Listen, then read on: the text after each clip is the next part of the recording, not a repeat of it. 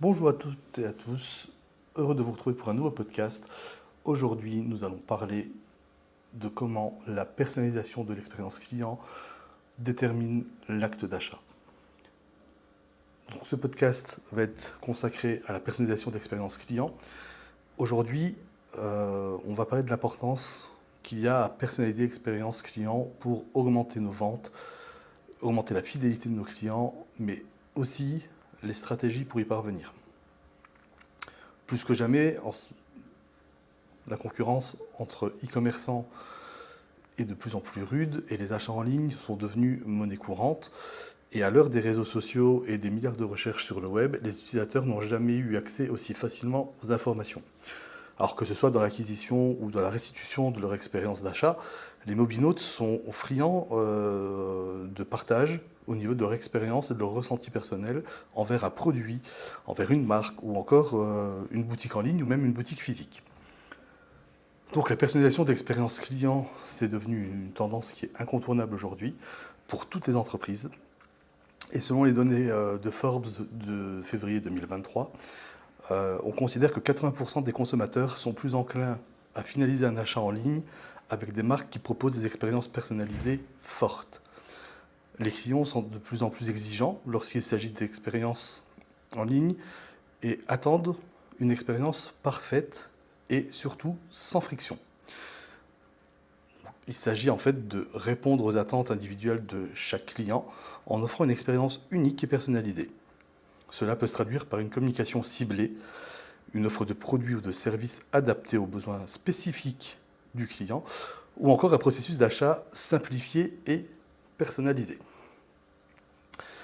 Donc l'expérience client, elle est importante tout simplement parce qu'elle permet d'augmenter les ventes et de fidéliser les clients, ça forcément, on l'a compris, mais surtout ça renforce l'image de marque de votre entreprise, votre image de marque à vous, et ça offre aussi une expérience personnalisée qui va faire que les clients se sentent valorisés et qu'ils ont tendance du coup à revenir forcément soit vers la marque, soit vers la boutique en ligne où ils ont fait leur achat, et en plus ils vont recommander une marque pour de futurs achats.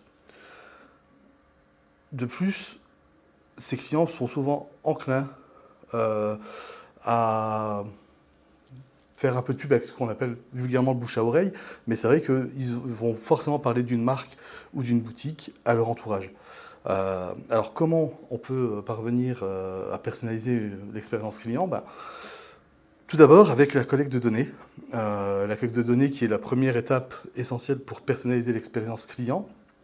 Bien évidemment, on pense bien à respecter la RGPD. Mais les entreprises, du coup, elles peuvent collecter des données sur leurs clients à travers divers canaux, le formulaire de contact, les enquêtes, les réseaux sociaux, l'enregistrement à la newsletter, les achats en ligne, les achats en magasin. Enfin, voilà, il y a plein de données qui entrent en compte.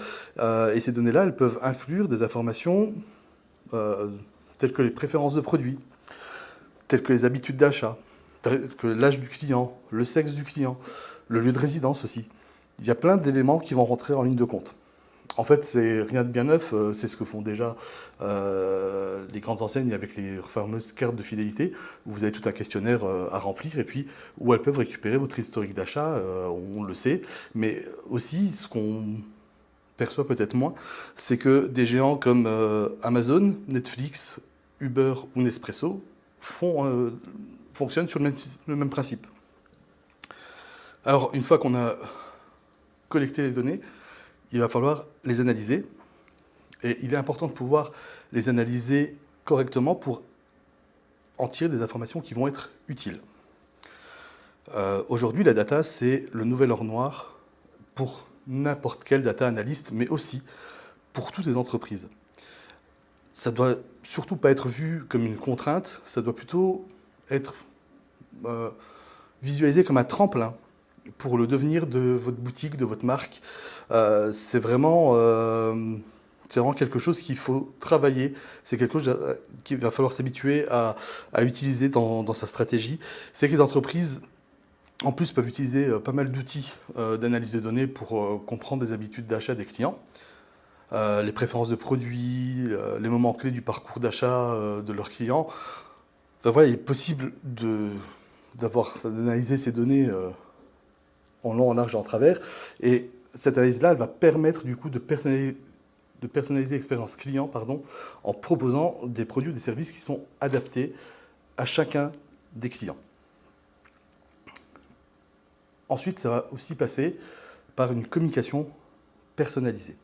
Ça va être un élément clé aussi de la personnalisation de l'expérience client, parce que les entreprises, elles peuvent utiliser aujourd'hui les données collectées pour communiquer avec leurs clients, alors que ce soit par mail, d'une manière beaucoup plus ciblée et personnalisée, mais elles peuvent aussi, par exemple, inclure des offres spéciales, des recommandations de produits, tout ce qui est basé sur l'historique d'achat, les achats précédents du client, en apportant à chaque fois d'autres idées personnalisées pour que le client continue à être fidèle à votre marque ou à votre enseigne. Ensuite, la personnalisation des produits et des services, ça va constituer à offrir des produits ou des services sur mesure à vos clients en fonction de leurs besoins et de leurs préférences surtout. La personnalisation des produits ou des services, c'est une stratégie pour offrir une expérience personnalisée à votre clientèle. Les entreprises peuvent proposer des options de personnalisation de produits qu'on connaît déjà, comme la couleur, la taille ou les fonctionnalités sur certains appareils high-tech. Mais elle peut aussi rendre les services plus adaptés au cas de chaque client. Par exemple, une entreprise de voyage, elle peut proposer des destinations ou des itinéraires de voyage personnalisés en fonction des préférences de chaque client. Ou encore, votre fournisseur de streaming qui vous propose un contenu taillé sur mesure en fonction de vos goûts ou de votre humeur et bien évidemment de votre historique. Enfin, on a l'expérience d'achat personnalisée en elle-même. Et le maître mot à ce niveau-là, c'est la personnalisation du parcours d'achat. Le fait de personnaliser le parcours d'achat de votre client, ça va permettre de réduire, voire même de faire disparaître presque totalement les insatisfactions et permettre de générer de la vente additionnelle auprès de vos clients. Les messages personnalisés que vous envoyez à vos clients par mail ou même par WhatsApp ou quoi que ce soit permettent d'augmenter l'acte d'achat de 125%, ce qui n'est pas du tout négligeable. L'expérience d'achat elle-même doit être personnalisée pour offrir une expérience client qui reste unique. Et les entreprises, elles peuvent utiliser les données collectées pour personnaliser le processus d'achat en proposant une navigation plus fluide sur leur site web, par exemple, ou en recommandant des produits similaires ou des produits complémentaires, ou en proposant des remises ou des promotions personnalisées, bref, etc., etc., vous aurez compris. La personnalisation de l'expérience client, elle est importante pour plusieurs raisons. Alors, les clients, ils sont de plus en plus exigeants, on l'a compris, ils souhaitent être considérés comme des individus uniques, avec des préférences et des besoins spécifiques.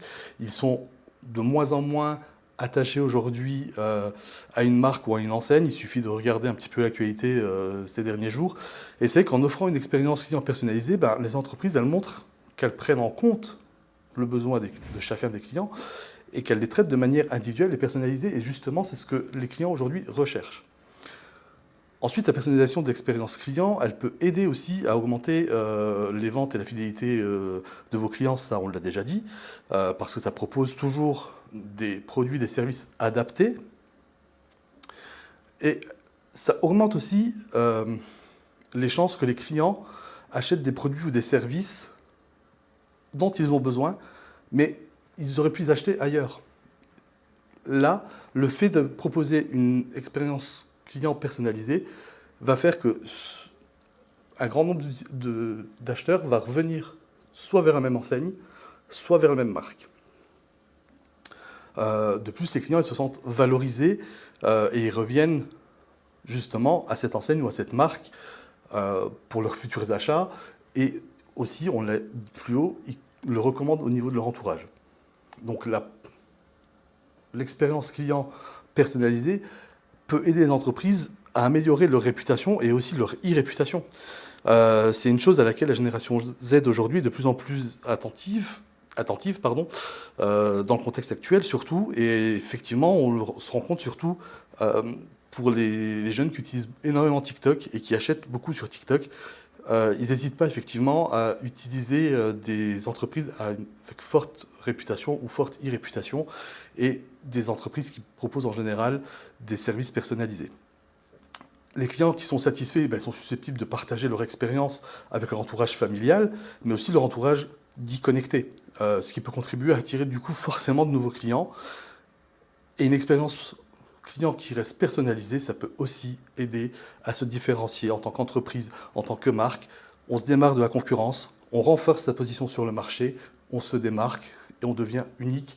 La meilleure preuve sur le marché aujourd'hui, ça reste quand même Apple.